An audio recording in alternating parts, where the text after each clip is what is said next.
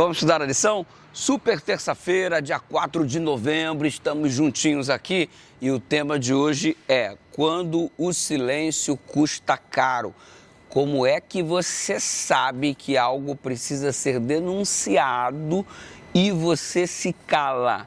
Ei, como é que você contempla o erro e em silêncio você permanece? Sabe o que isso significa? Você está corroborando com o desenvolvimento do mal. Você está sendo cúmplice. Desta forma, é tão culpado quanto aquele que o mal praticou, uma vez que você sabe e você guarda para si como se não tivesse responsabilidade alguma.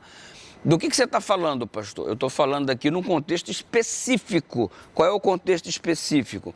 Assim, é muito chato você saber que os filhos do Acã e toda a sua família foram destruídos, foram mortos junto com ele.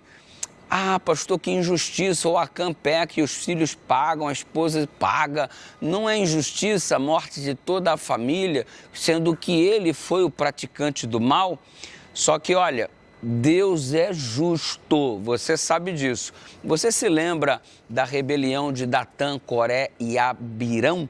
Você se lembra que a terra se abriu e os tragaram por conta do pecado cometido, do quanto eles haviam afrontado a liderança de Moisés e também afrontado a liderança de Deus? Percebendo a rebeldia, os filhos do Coré, eles não se juntaram ao pai. E a história é muito clara lá em Números capítulo 16, do verso 27 ao 33. Os filhos de Coré não foram destruídos junto com os pais, porque eles não concordaram com a atitude dos pais e eles então se afastaram do mal.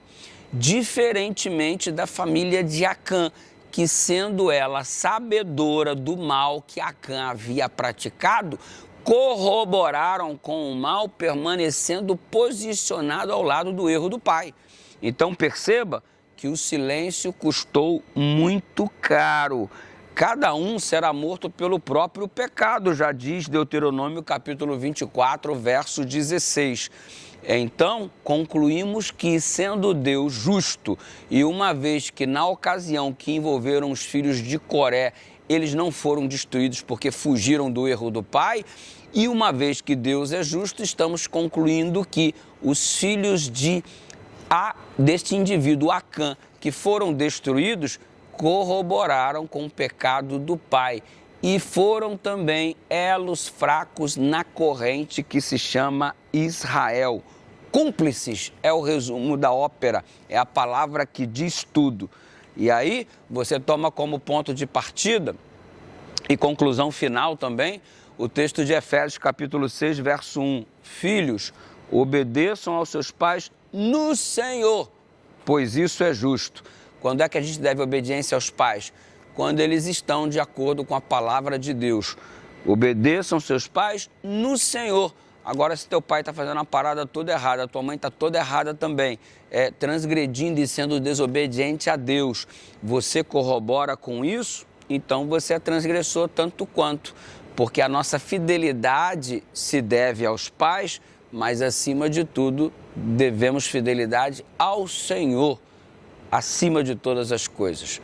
Perceba isso e que essa história aqui fale fundo ao nosso coração e lembre-se, o silêncio às vezes custa caro. Vamos orar?